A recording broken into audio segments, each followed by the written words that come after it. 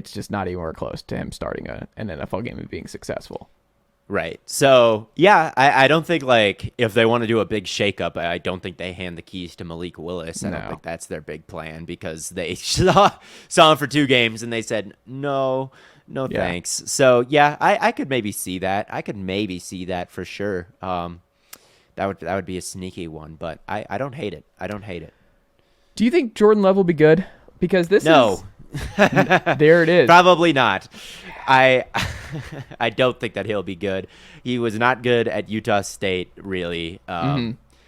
He started one game when Rodgers got COVID, when we all learned that he lied about being vaccinated. Or maybe not lied, but used several weasel words to dodge the question. He did not lie, but he did not say everything. He did not tell the whole truth and nothing but the truth about being vaccinated. He just didn't say everything. He found a way to dance around the question, and no one called him on it because he danced around it in a way that people didn't think anything of it. Yeah. Mm-hmm. I'm immunized is the word he used. Yes. And so everyone was like, what else? Mm-hmm. What else would that mean? Yes. Certainly not mud or clay or whatever he was eating.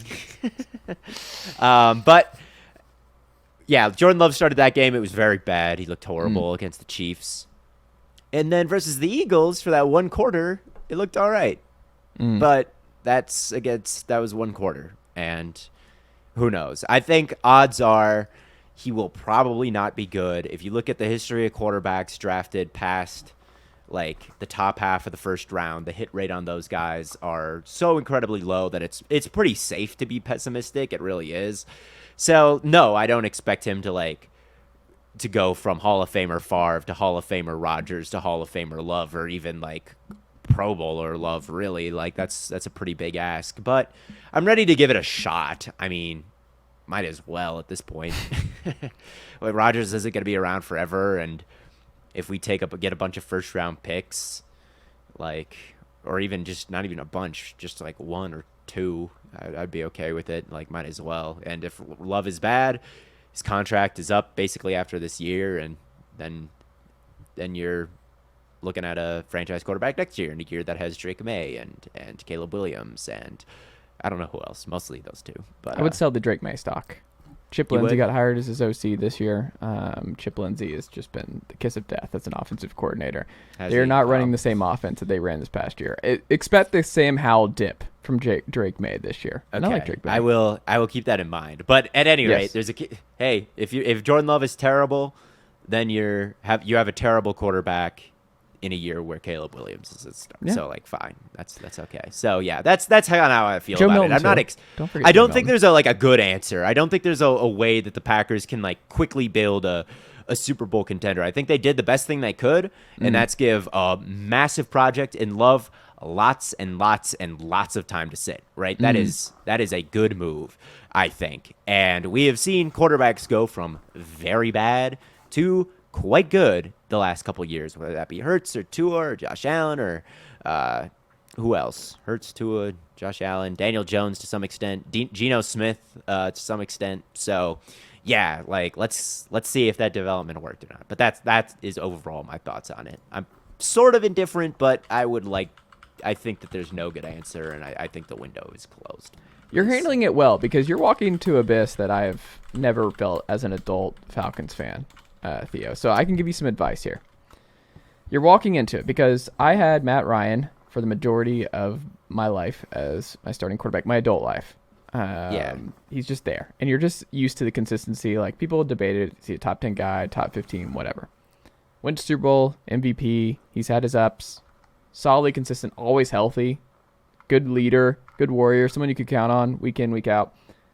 Before that, you had a 1-year blip with Joey Harrington, Byron Leftwich, Chris Redman. And that was weird. Wow. It was a weird year, obviously, with Bobby Petrino leaving in the middle of the year. A lot happened in that year for the Atlanta Falcons. Left a note.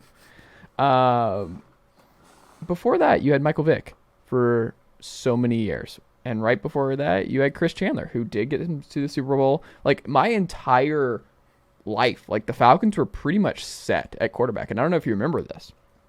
Michael Vick was the first quarterback to go into Lambeau and beat the Packers in a home playoff game ever. It sounds about right. Running quarterback Yeah, that sounds like something the Packers would have. I remember where I was I do watching not that with my remember family. that game, Like, it was though. a big deal. Like Vic was awesome in that game. All that to be said, you get used to it.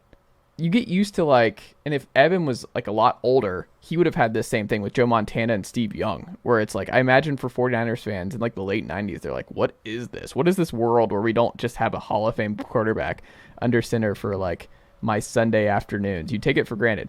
You had your entire life was Brett Favre and Aaron Rodgers, Theo. Like, you've never had this kind of uncertainty. There was some Brett Hundley sprinkled in there. There was But some it's just like a little bit. Seneca You still have your Wallace for a guys. game or two. Yeah. Right. They were blips. You are Yeah. now entering the full-on, like, you have no idea. There's no succession plan. You just saw what happened in Indianapolis with no succession plan after Andrew Luck's retirement, going from Peyton to Andrew. Well, there is a succession plan. I just don't think it's a very safe Right. Well, I just don't think you're succession going to go plan 3 that's for going to 3, work right? out. Like, no one goes Yeah. 3 for 3, it seems like. You don't just draft and develop 3 Hall of Famers back to back to back. It just doesn't happen. It's a weird time I don't think we're all, as a nation, talking about how weird it's going to be to see the Packers not have a franchise quarterback and, like, wandering the abyss and just not being good for the next couple of years. I think there's a path where they really fall off a cliff. If Jordan Love is bad and you move off from Jordan Love, and like you said, you can draft high for Caleb Williams, like, we haven't seen like a 3-14 Packers team. We haven't seen like that kind of iteration. Like, I just think it's gonna be weird. It's like the Spurs falling off. Like, it's gonna be strange. Yeah, it's good to be good. It's good to be good, and all I've ever known is like pretty damn good, bordering on great for most of it. So, yeah, I mean, it can't stay that way forever. I think the fact that I've taken a job and I've taken a role as kind of a national guy, and I cover every team and not just the Packers, that it's maybe a little bit less weird for me because, like, I guess I don't root for teams that are bad. I root for Green Bay, but, like, I do understand, like, I've dipped my toes in the water of, like, oh, I hope that this team is good because I said they'd be good, or, you know, I really like their draft, or for whatever reason, I like their players, I like how they're built, I like their culture, something like that.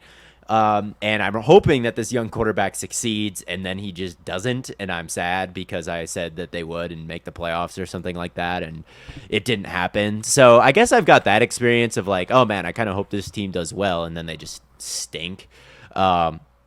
So I guess I've got that, but yeah, nothing that's never happened to Green Bay, and it would certainly be weird for them not to be like appointment viewing, or for them to be completely out of it, or like the last half of the season for me to like just not care at all because they're checking tankathon and whatever at the end of the year. It'll definitely be strange. It'll definitely be strange, and but it can't be good forever. And, you know, one of the worst places to be is just kind of middle of the pack, where you have no high-level draft pick, and the team is just painfully mid, and there's no way to have a reset. I think most of the time you have to be really bad to get really good.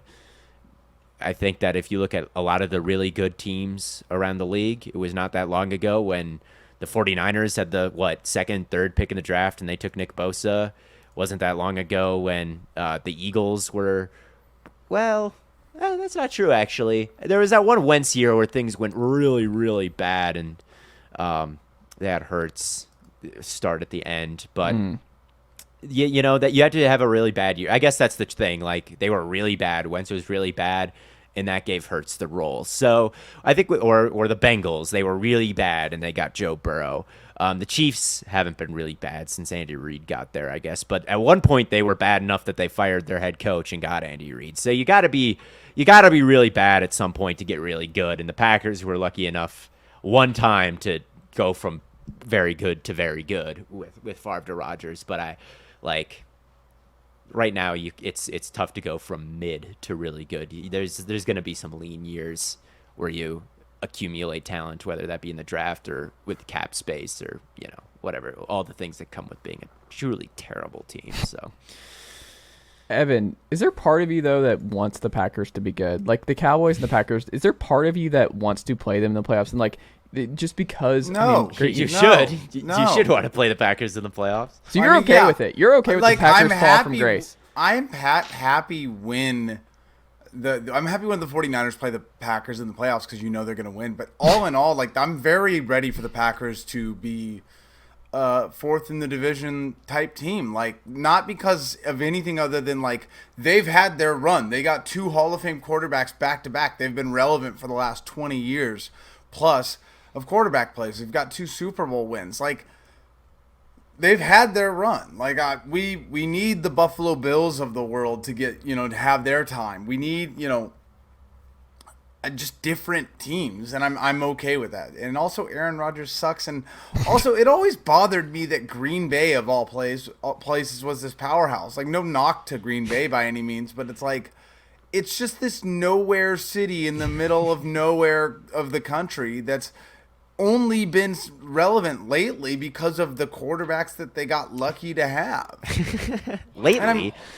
Well, I mean, like, it's like lately, as it from 1990 to now. We're talking about like in the span also, of the entire. And NFL. also before that, when they were. There's a man named Vince Lombardi who would like a word with you, Mr. Swords. A man named Reggie White. That's my point, though. Is like literally like back in the day, like it's just.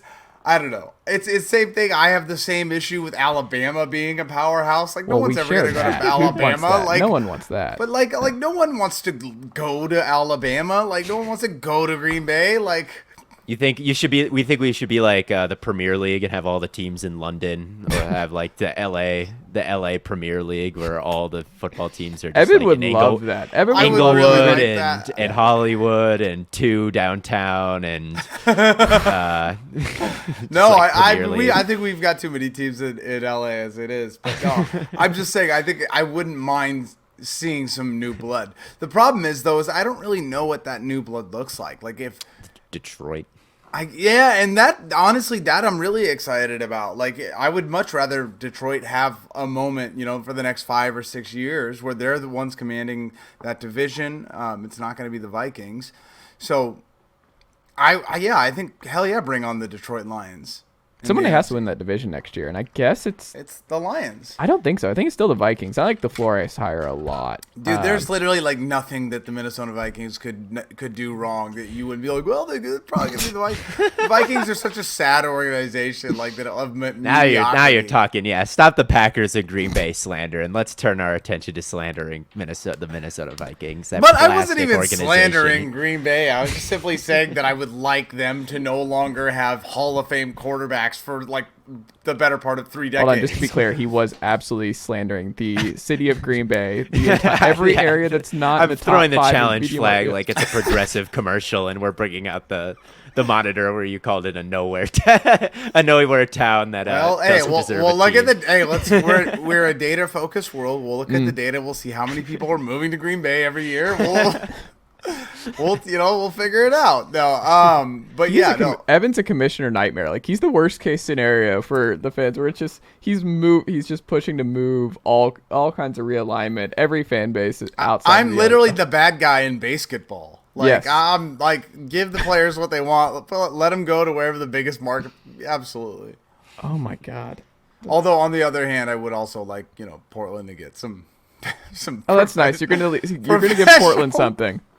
I'm going to Portland in a couple of weeks here for the first time. It's one of the best highlight reels in the country. Do you have any questions? Let me know. I got you. I will. I'll legitimately take you up on that. I need to know something. Evan knows Portland. He's from Portland. I've never been to Portland. The Northwest is where I want to go. My wife's from Washington State. The Northwest is definitely. I was in Seattle for the first time ever last year, and I loved Seattle. I thought Seattle was so dope. I was a big fan. I'm a big fan of anything on the ocean. I think it's just a spot for us. Yeah. We don't have to worry about the rays. We don't have to worry about being sunburnt. And I like being outdoors. Evan, it doesn't really fit. Evan doesn't like the nature walks or hiking. I don't like nature. I don't like coffee. I don't like beer. I don't like strip clubs. I am the worst Portland Portlander on earth. Like, and then, wait, what are you describing? What city are you describing without coffee shops or strip clubs or? You got to move to like Gary, Indiana, which is some listener right now who's like, that's us. That's our town. No, but it's here. Portland is, Portland has the most strip clubs per capita, the most breweries per capita. Like, that is what they are. That Most is their, flannel per capita. that is their essence, right? And that's just not my vibe. You know, I like sunshine and happiness and low suicide rates, things of the sort. Fair enough. I just, I don't know. I think the Northwest, but Theo's a big bird watcher. Have you circled where you're going to go? Is that part of the reason you're going to Portland? I feel like there's a lot of good bird opportunities. Not for. I'm not going there for birds. Me and my girlfriend are going up. We went to Seattle just because we liked the idea of going to Seattle. Man. We'll probably just hit restaurants and. Listen, the Audubon Society is maybe a 7-minute drive from downtown Northwest Portland. Oh, What is is it that? based out of there? Yeah, the Audubon Society is right. They're like the bird overlords that track everything. Yeah. They're the ones who will. I don't even know exactly what they do. They just like if you want some information on birding locations, I'm sure they designate like birding areas or like breeding areas, or like if there's gonna be a preserve, like it's like the Audubon stamp, you like couldn't hunt there or something. Like I'm sure they've got some polls. I was really disappointed when I found out the Audubon Society was not about birds on a racetrack. You know, like No. like on a John very James. fast.